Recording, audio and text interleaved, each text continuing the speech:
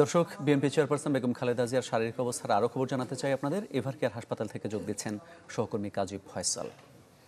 ফয়সাল, আমরা এইমাত্র দর্শকদের জানালাম যে এন্ডোস্কোপি করা হয়েছে এবং খালেদা জিয়ার পাকস্থলীর যে রক্তক্ষরণ সেটি বন্ধ করা হয়েছে। আজকে কি কোনো ফর্মাল প্রেস ব্রিফিং হয়েছে কিনা আপনাদের উদ্দেশ্যে, কোন সোর্স থেকে খবরগুলো জানলেন? আরও জানানোর মতো কোনো খবর থাকলে যদি বলেন আমাদের।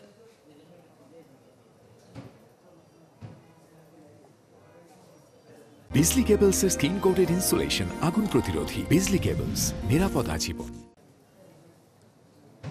যেহেতু মেডিকেল বোর্ডের সঙ্গে আমাদের চ্যানেল 24-এর একাধিক প্রতিনিধির সঙ্গে যোগাযোগ রয়েছে এবং আমরা খুব নির্দিষ্ট সোর্সেই কিন্তু আমরা এই মেডিকেল বোর্ড থেকেই এই তথ্য পেয়েছি যে ওনার এন্ডোস্কোপি সম্পন্ন হয়েছে এবং ওনার যে পাকস্থলী যে রক্তক্ষরণ সেটি এর ফলে বন্ধ করা হয়েছে। এবং এই সিদ্ধান্ত কিন্তু বেগম খালেদা জিয়ার পুত্রবধূ, বড় পুত্রবধূ ভারপ্রাপ্ত চেয়ারম্যান তারেক রহমানের স্ত্রী ডক্টর জুবাইদুর রহমান, উনি কিন্তু আজ সকালে তিনি ঢাকায় এসেছেন লন্ডন থেকে এবং সেখানে এসে কিন্তু প্রথমেই এভারকেয়ার হাসপাতালে তিনি এসে ওনার শাশুড়িকে দেখে যান।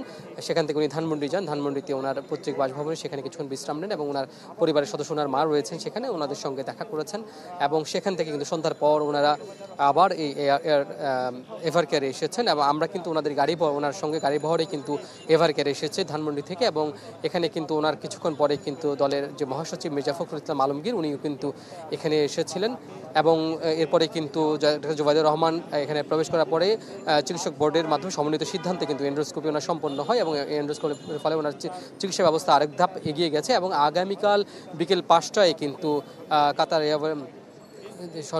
সরকারের ব্যবস্থাপনায় যে এয়ার অ্যাম্বুলেন্সটি আসার কথা সেটি কিন্তু বিকাল 5টায় হযরত শাহজালাল আন্তর্জাতিক বিমানবন্দরে পৌঁছাবে এবং সেখান থেকে রোববার বেগম খালেদা জিয়াকে নিয়ে সেটি লন্ডনের উদ্দেশ্যে রওনা হওয়ার কথা রয়েছে এবং দীর্ঘ একটি জার্নির ব্যাপার রয়েছে এখানে। এছাড়া কিন্তু এয়ার অ্যাম্বুলেন্সটি এখানে যে সব চিকিৎসা ব্যবস্থা যেরকম সরঞ্জাম রয়েছে ঠিক একই সরঞ্জাম এয়ার অ্যাম্বুলেন্সে রাখার ব্যবস্থার কথা কিন্তু রয়েছে, এমনটা আমরা জানতে পেরেছি।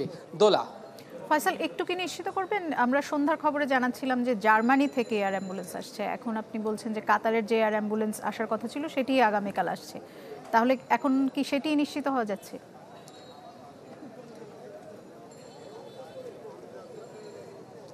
কাতার দূতাবাস থেকে মূলত আমাদের যে চ্যানেল 24-এর যে ডিপ্লোম্যাটিক যে প্রতিনিধি রয়েছেন তিনি কিন্তু এটি নিশ্চিত হয়েছেন, সেটি আমরা জানতে পেরেছি এবং সেই সোর্সে কিন্তু আমরা তথ্যটি আপনাদেরকে জানালাম। জি জি ফয়সাল, অসংখ্য ধন্যবাদ আপনাকে।